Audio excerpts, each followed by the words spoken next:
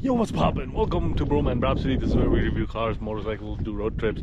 Currently, I'm on my Coast to Coast 3.0. Coast to Coast 3.0, yes. You guys probably saw the Arizona special or the Arizona episode. And now, this is the New Mexico episode. And we're gonna start off today's episode with a visit to the Shakespeare ghost town here in New Mexico. So, let's go!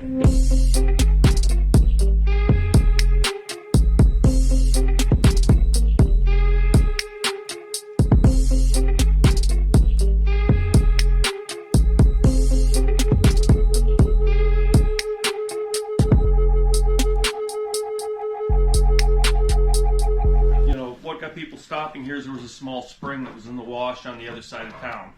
It's a clean and reliable spring. Because of the clean and reliable spring, in 1856 the Army put the first building here. This was a military relay station for the Army. Okay. Place for soldiers to stay overnight while delivering orders between forts. And then 3 years later, in 1859, a stagecoach station was put here as an alternate route. What really got things going here, though, is in 1869-1870, they discovered silver outcroppings in the mountains to the south and got together with the president of a bank in California by the name of William Ralston, formed the town here, called it Ralston City in his honor. And you had miners flocking here because of the silver. There were actually 3,000 miners here during this first mining boom. There are 150 to 200 structures scattered throughout these hills at that time. Not all of them adobe structures. You had plenty of tents as well. To give you an idea how vast it expanded, the big cemetery you passed on your way up here is the original cemetery for this town. Oh, wow. First mining boom, though, was very short. It was only about 3 years, because once they started getting through those initial surface deposits, it didn't take them very long to figure out how hard and rocky the ground is here. And the only way of getting equipment out here at that point was with freight wagons. Frustration started to set in, and some of the miners started leaving. A couple ingenious gentlemen, though, decided they'd like to keep things going for a while longer here and smuggled in a cigar box full of diamonds and supposedly planted them in that mountain out there and started selling stock in diamonds. Now, the diamond swindle of 1872, or the Great Diamond Hoax, as they called it, was a very big deal. Not only were they supposedly planting the diamonds in that mountain, they were also supposedly planting them in Northern California, Colorado, and also Wyoming. It eventually was all blown up as a big hoax, and people would start leaving town. They didn't want to be implicated in the scandal that would ensue. Curly Bill Brocious was one of the hired fighting men, hired by the mining companies to help protect their interests, and you also had Johnny Ringo out here as well. Okay. Now, this was all before Tombstone. Once Tombstone popped up in 1879, these guys were going back and forth between here and Tombstone and really kind of all in between. In 1879 here, an English mining engineer, William Boyle, bought up a lot of the silver mining claims. In doing so, he knew he'd get the equipment that they were waiting on to help them go deeper in the mines, because he knew the railroad down there would be going through soon. And he wanted to see the town prosper as well, but because of the taint of the diamond scandal, he couldn't leave it named Ralston City and convince more people to come back here. So him being an Englishman and being fond of Shakespeare is simply how he got her name. He rebranded it as a new camp. The second mining boom would last from 1879 to 1893. 1893 is the year we switched to the gold standard. When we switched to the gold standard, that caused the value of silver to plummet and would not only end the mining boom for this silver mining town, it also ended it for Tombstone and many of the other silver mining towns throughout the West. The population during the second mining boom wasn't near as large as the first. It was only a little over 600. Now, there were a lot more families here during the second mining boom than the first. That first mining boom with 3,000 miners was almost exclusively men. You didn't have too many families or even too many ladies here during the first mining boom. The second mining boom, you had a lot more families because in 1880 the railroad went through down there. And they put that little stop down there that would become Lordsburg. Now, after that mining boom ended in 1893, there was one more mining boom here. It's from 1907 to 1932, and that's when copper became the hot commodity. Rear-ending all the original electric lines throughout the country, copper became a big deal. You know, initially when they were mining silver out of these mines, that copper was a nuisance metal to be moved to the side. Once it became worth something, they go back and start gathering that copper up and do it till 1935. And the population at that point had been down to about 200. Well, in 1935, a Texas cowboy, Frank Hill, and his wife Rita would purchase the town as a ranch. Now, history wasn't what Frank had in mind. He was a rancher. But his wife Rita was a former school teacher who had a love of history. And when she got to noticing the old buildings here, she got to talking to the people living in Lordsburg. Well, a lot of those people had originally lived up here, and she'd start collecting the history. In 1939, their daughter Jana Lou would be born. Their daughter Jana Lou would be raised here. And as their daughter Jana Lou grew up, she would move away to do her thing, which was some actressing, some dancing, and some modeling in New York, Denver, and in California. In the 1960s, Frank's health declined on him. Jana Lou didn't hesitate. She gave up her career and she came back home to help her parents. And at that point, that white building out there by the gate was being used as a home in Lordsburg. They would purchase that building, moved it up here. It was converted into a dance studio. And Jana Lou would get to continue her career by teaching dance to the local girls in that building for the next 30 years. Jana Lou was a fascinating, amazing lady. On top of being an actress, dancer, and a model, she also had to be a rancher, a historian. She was an incredible seamstress. Most of the outfits the girls have on in that building, she created herself or with the help of the girls and their parents. She choreographed most of their routines. She's written books on this history, newspaper and magazine articles on this history. She even wrote all the reenactments that we used to do here. In 1984, she married a gentleman by the name of Manny Hogue. Together, they preserved the history together until Jana Lou passed away in 2005 from cancer. That just left Manny here. Manny passed away May of 2018, which is the reason I'm here. Manny had been previously married in Ohio and married his daughter from his Ohio marriage. We're standing in the last saloon that stands. This is the Grand House Saloon. It was added on to the stage station during the first mining boom as a way for John Evanston to make extra money from the stagecoach passengers. And they say the boys in here get bored drinking and bet each other who could shoot flies. The tin on the roofs didn't arrive till the second mining boom. The railroad brought the tin. Most of the original roofs were flat yucca stock latia roofs. You would have dirt over the yucca stalks and you'd line the ceilings with linen. You'll see examples as we go through the various buildings. About the only alcohol you're going to get in here will be primarily whiskey. Beer needs to be pasteurized to travel, and that wasn't common until later. This is the stage station. This room was originally constructed in 1859. And when John Evanston arrived out here after the Civil War to reopen this building, this room was the entire building. During the first mining boom, he would add the saloon on to make extra money and also add the front dining room on to accommodate more stagecoach traffic. Now, by the 1970s, this room was in bad shape. And Jana Lou had to get some friends together and they'd redo this whole back section of the building. And they also redid the yucca stock latia roof you see above your head. Most of the original roofs were just like this one. The only difference is you would actually have white linen strung underneath here to help reflect the light from the lanterns, and there'd be lime. The back wall would be coated with lime to help it turn it white to help reflect the light as well. This didn't just serve as the dining room for the stagecoach passengers, as you can see. It also served as the hanging room. The lack of tall trees here, you needed a place to hang someone. This became the room. We don't know how many people were hung in this room for sure. There are varying accounts depending on who you'd like to believe. We do know for sure who the last two guests of honor were, though. They were Sandy King and Russian-built Tettenborn, and they were both hung in this room in 1881. Thickness and redid this entire building. This is our assayer's office. This is where miners would bring their ore to have their ore evaluated. We got some sample rocks on the counter. The blue in this rock is azurite. Copper oxidizes and turns green. Copper that's not oxidized. Looks like copper. Yeah, it's copper. Quartz, the black line running through this rock is raw silver. Oh wow! You wouldn't get much silver out of this rock, but you have any silver jewelry? If you don't keep it clean, it will tarnish and turn black. Iron ore, and this has iron pyrite or fool's gold. Now, the idea in here is if you had your own mining claim and you needed to get your ore assayed, you'd bring it in and give it to the assayer. He'd take it, he'd weigh it on the scale, and then take the giant hammer and pulverize it into a powder. And then put it into a crucible, take the crucible, stick it in the assay furnace, and heat it up and melt it down. And then extract the various minerals and metals from one another by using things like arsenic and cyanide mercury. And then weigh each of the minerals and metals up in this scale after you separate them from one another and figure out how many ounces of each you could expect to get per ton of ore. Then he would write you out a report on your mining claim. And you had that report to take to present to maybe other potential investors or even a bigger mining company you're trying to convince to buy your mining claim from. In other words, like the movies, you watch the movies and your guy finds a rock and he runs into a building and he comes out with cash. Well, that's not really how it worked. Your ore needs to be processed before you get paid. And this guy was a way of like if you wanted to sell it, you wanted to get more investors to maybe generate more money for work in the mine, or if you wanted to sell your mining claim, he would draw up that paper for you on your mining claim. Oh wow. Okay. Oh man, this is awesome.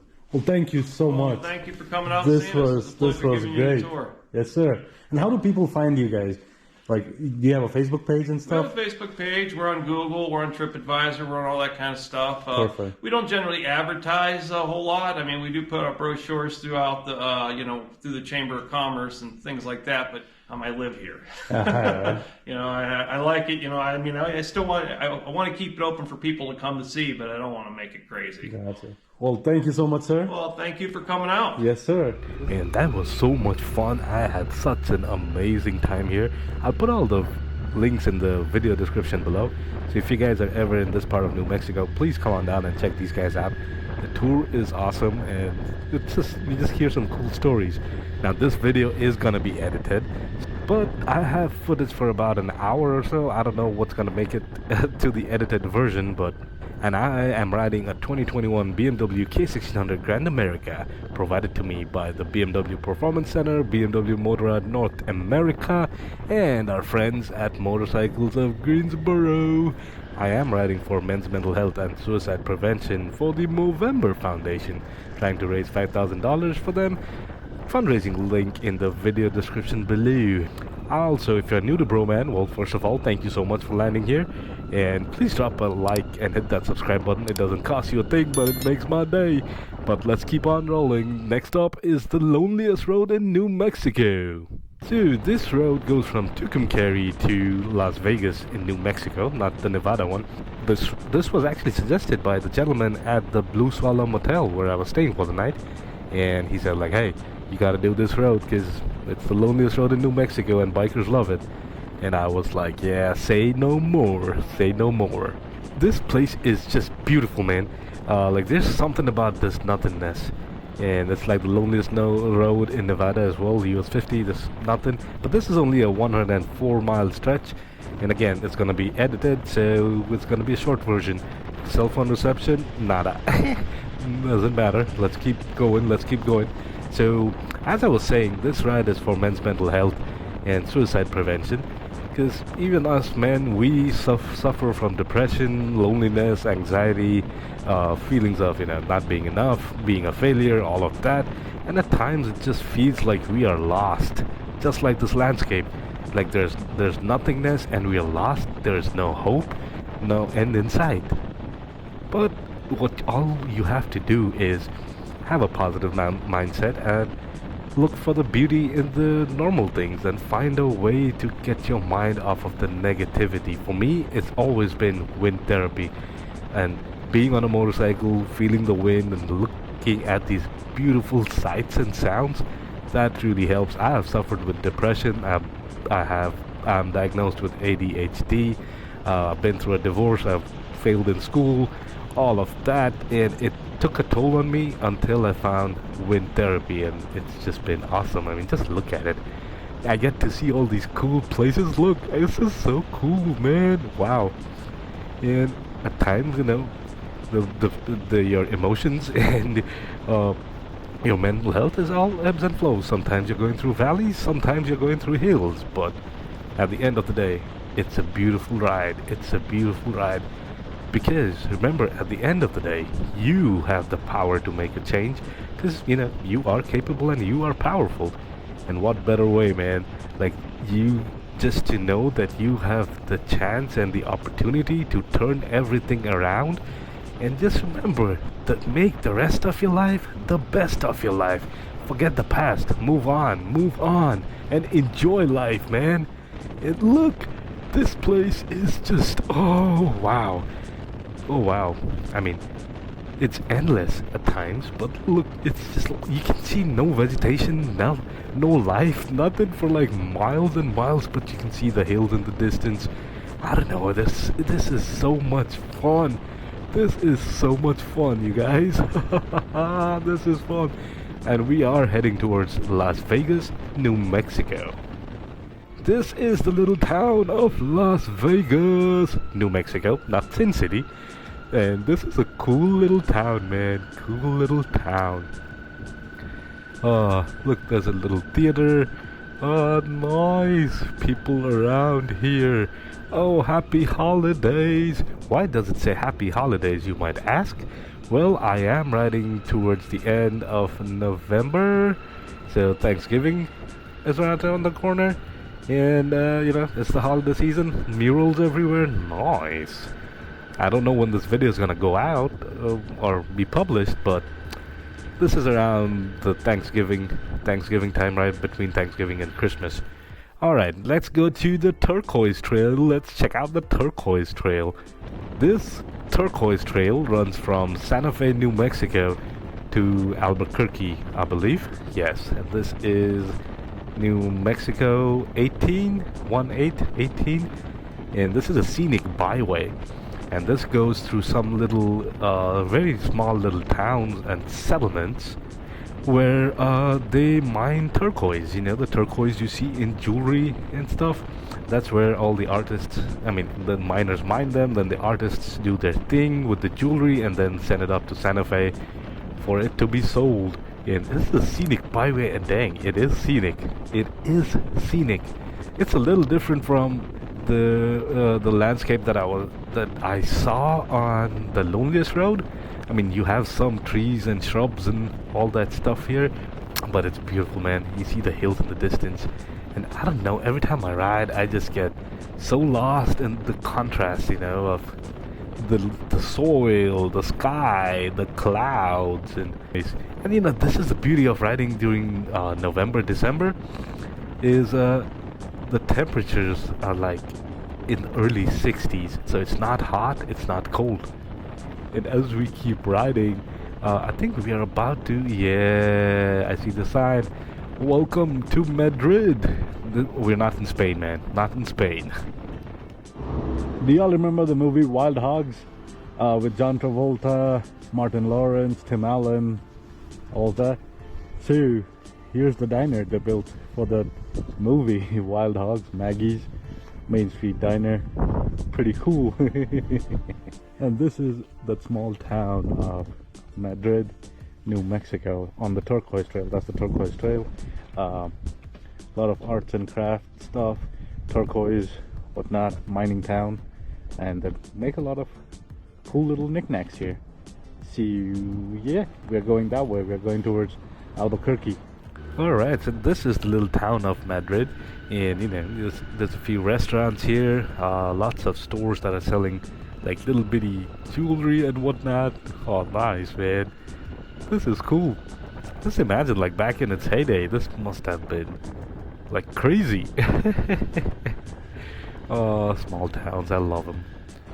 Actually, I had to turn back because I wanted to grab a bite to eat before I left Madrid, but anyway, so I'm just heading back. But look at those views, man.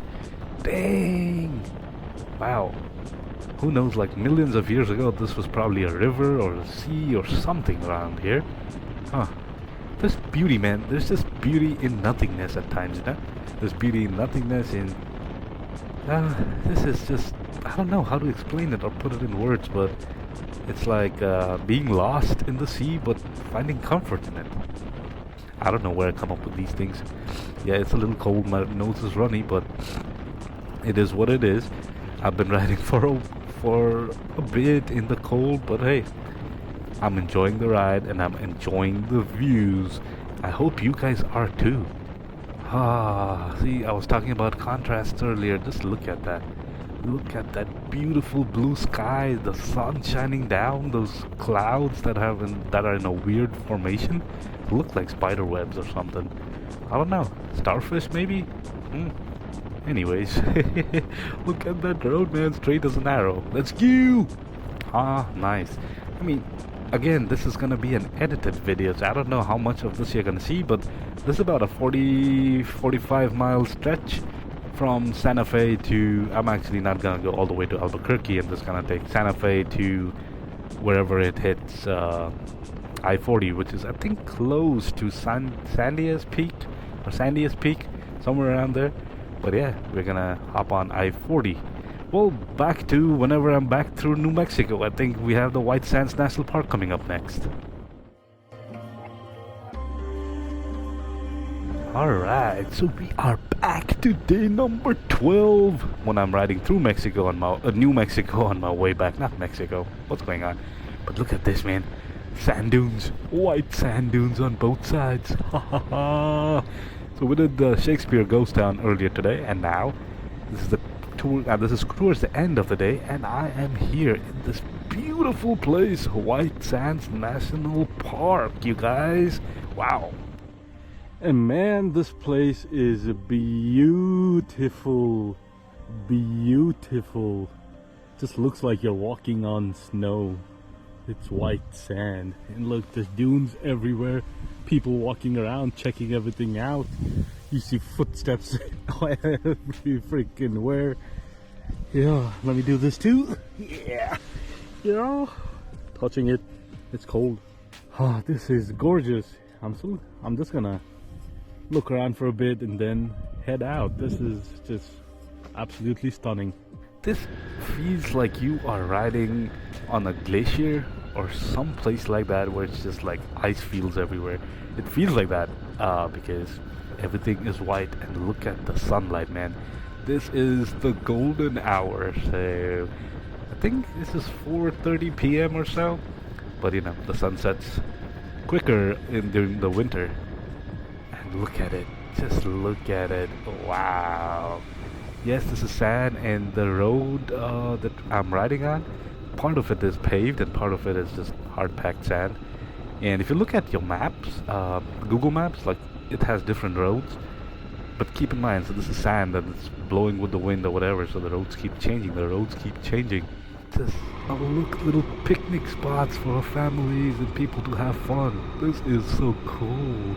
You know, you see those little shelters, because, you know, those are windbreakers and save you from sand and whatnot if you're having a picnic and, you know, the wind's blowing or whatever. That's pretty cool. I just had to make a quick little turn. Wow. This feels like you're an ocean of nothing but whiteness. Dang. Am I in Antarctica or something? It's not really cold today, so, or it's not really cold right now. It'll be cold once the sun sets and it goes down. But just look at it. Ooh, wow, just wow. So I wanted to go through the White Sands National Park last year during my my first coast to coast, but that quite never happened, you know, whatever.